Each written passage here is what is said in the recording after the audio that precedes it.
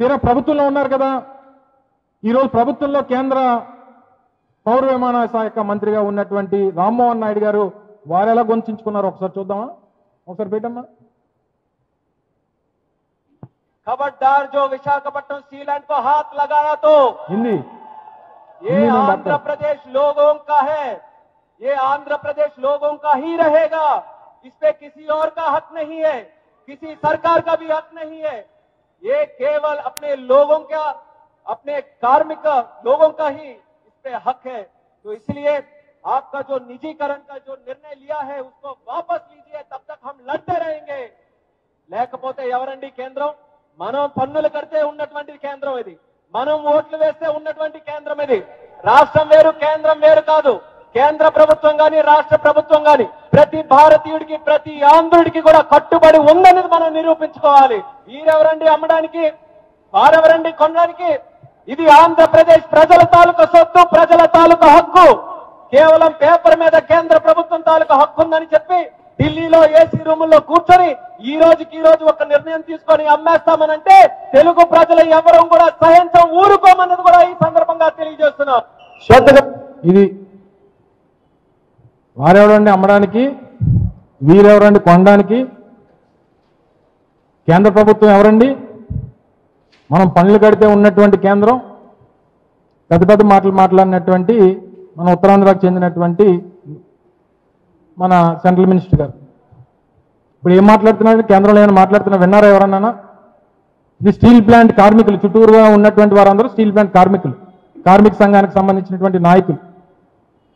ఎన్నికల ముందు ఆ వేదికల మీదకి వచ్చి వాళ్ళని మభ్యపెట్టడానికి, ఎన్నికల్లో అధికారంలోకి రావడం కోసం మాట్లాడినటువంటి మాటలు ఇవన్నీ.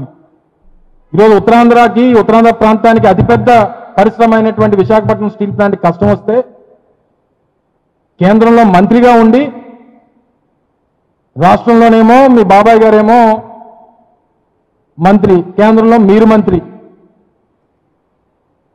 మీరు బంట్రోత్ ఉద్యోగం చేస్తూ ఉన్నారు. స్టీల్ ప్లాంట్కి ఈ పరిస్థితి వస్తే మాట్లాడడానికి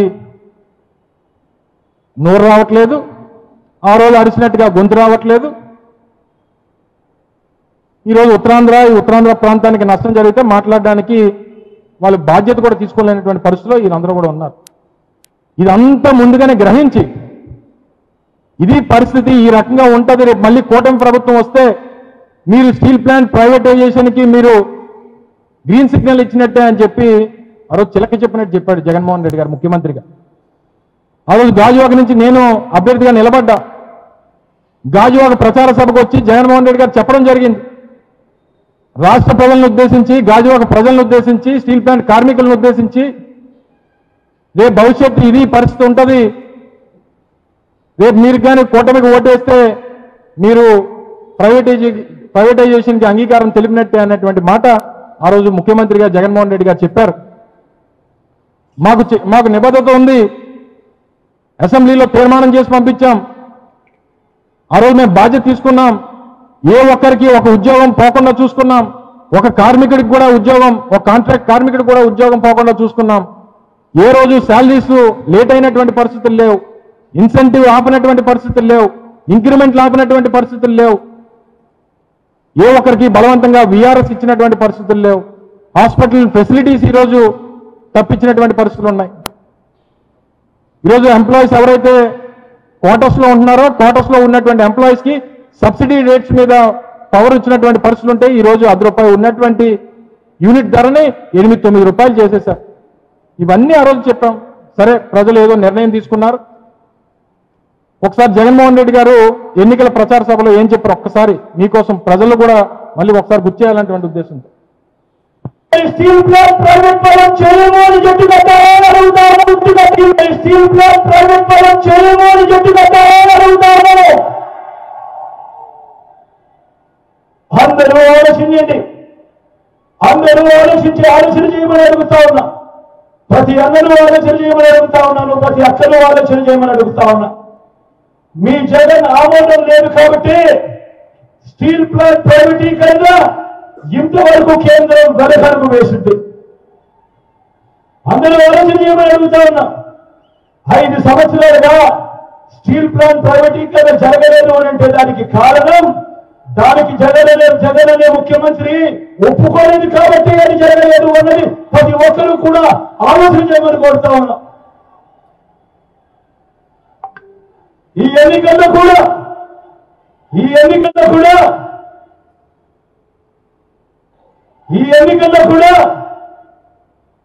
కూటమిని ఓడించి నా తమ్ముడు అమరుకు ఓటు వేసి మొత్తం దేశానికి ఒక గట్టి మెసేజ్ ఇక్కడి నుంచి పంపించండి అని కోరుతా ఉన్నా. గాజువాకలో మీరు పొరపాటున టీడీపీకి ఓటు వేయడం అని అంటే దాని అర్థం ప్రైవేటైజేషన్ చేస్తారంటున్న ఎన్డీఏకు ఓటు వేయడం అంటే స్టీల్ ప్లాంట్ అమ్మకానికి మీరే ఆమోదం తెలిపినట్టు అవుతుంది అనేది ప్రతి ఒక్కరూ కూడా గుర్తుపెట్టుకోమని కోరుతా ఉన్నా. ఇది చాలా క్లియర్గా ఆ రోజు ముఖ్యమంత్రిగా నేను ప్రైవేటైజేషన్కి ఒప్పుకోలేదు కాబట్టి ఆ రోజు ప్రైవేటైజేషన్ జరగలేదని చెప్పి ఆ రోజు ముఖ్యమంత్రిగా ఉన్నటువంటి జగన్మోహన్ రెడ్డి గారు చెప్పినటువంటి మాట. పక్కన నేనే అభ్యర్థిగా ఉన్నా, నా తమ్ముడు అమర్కు ఓటేయండి అని చెప్పి క్లియర్గా మెన్షన్ చేస్తూ స్టీల్ ప్లాంట్ ప్రైవేటైజేషన్ ఆగాలంటే మళ్ళీ వైఎస్ఆర్ కాంగ్రెస్ పార్టీ రావాలి అని చెప్పి జగన్మోహన్ రెడ్డి గారు చెప్పారు. పొరపాటున తెలుగుదేశం పార్టీకి ఓటేస్తే మీరు స్టీల్ ప్లాంట్ ప్రైవేటైజేషన్కి మీరు అనుమతి ఇచ్చినట్టే అన్నటువంటి మాట కూడా చెప్పడం జరిగింది. ఇంత చాలా క్లియర్గా చెప్పడం జరిగింది. కొన్ని ఎన్నికలు అయిపోయిన తర్వాత స్టీల్ మినిస్టర్గా ఉన్నటువంటి ఆయన పేరేంటమ్మా కుమారస్వామి గారు ఏం చెప్పారో ఒక్కసారి అదే లాస్ట్ వీడియో కుమారస్వామి గారు చెప్పింది. Even though downfall was there sound పెట్టం in COVID period 2018-19 and 2020-21 they earned the profit of 92 crores and 930 crores in that 2 years. But ultimately in 2021 January I think our Deepam they have decided to disinvestment for 100%. To go for the selling of the unit to privatize the unit 100%. But during that time, Andhra government, they passed a resolution in the Andhra Assembly opposing this disinvestment decision. Even though downfall was there in COVID period. చూడండి చాలా క్లియర్గా కుమారస్వామి గారు చెప్పారు. ఆ రోజు రాష్ట్ర ప్రభుత్వం అంగీకరించలేదు, రాష్ట్రంలో ఉన్నటువంటి అసెంబ్లీ తీర్మానం చేసి పంపించింది, దాన్ని అపోజ్ చేసిందని చెప్పి నేరుగా ఇది 17/1/2025 అంటే ఒక 7 మాసాల క్రితం దేశ ప్రజలను ఉద్దేశిస్తూ మాట్లాడినటువంటి కేంద్ర మంత్రి గారు రాష్ట్రంలో ఆ రోజు ఉన్నటువంటి ప్రభుత్వం ప్రైవేటైజేషన్కి ఒప్పుకోలేదని చెప్పి క్లియర్గా చెప్పినటువంటి మాటలు. స్టీల్ ప్లాంట్ మీద మాకు చిత్తశుద్ధి అది. మీరు విశాఖపట్నం రావడం, విశాఖపట్నం వస్తే ఏదో ఈవెంట్ పెట్టుకోవడం, ఇక్కడ ఉన్నటువంటి ప్రధానమైనటువంటి సమస్య అయినటువంటి స్టీల్ ప్లాంట్ గురించి మాట్లాడకుండా వెళ్ళిపోవడం, మీ పబ్లిసిటీ చేసుకోవడం, మీకు అవసరాలకి విశాఖపట్నాన్ని ఉత్తరాంధ్రాన్ని వాడుకోవడం, ఇదే కనబడతా ఉంది. మీరు గడిచినటువంటి 15 సంవత్సరాలు ముఖ్యమంత్రిగా, ఇప్పుడు ముఖ్యమంత్రిగా, మీ కొడుకు, మీరు, మీ మిత్రపక్ష పార్టీలు అందరికీ అవసరాలకు ఉత్తరాంధ్ర కావాలి.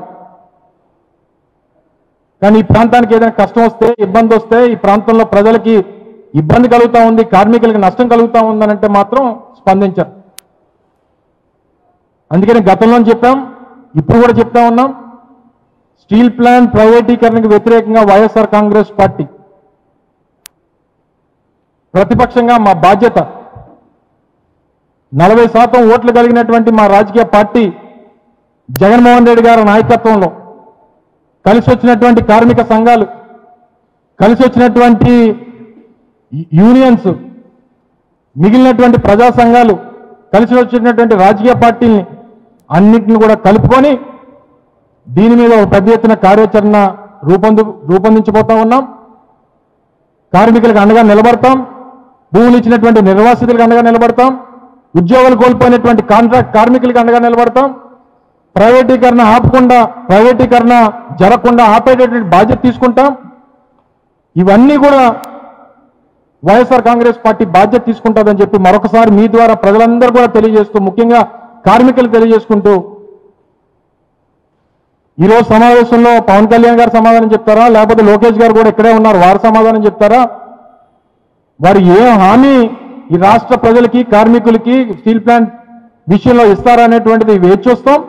త్వరలోనే దీని మీద కార్యాచరణ కూడా రూపొందించబోతా ఉన్నాం అనేటువంటి విషయాన్ని మరొకసారి మీ ద్వారా ప్రజలందరూ కూడా తెలియజేస్తా ఉన్నాం.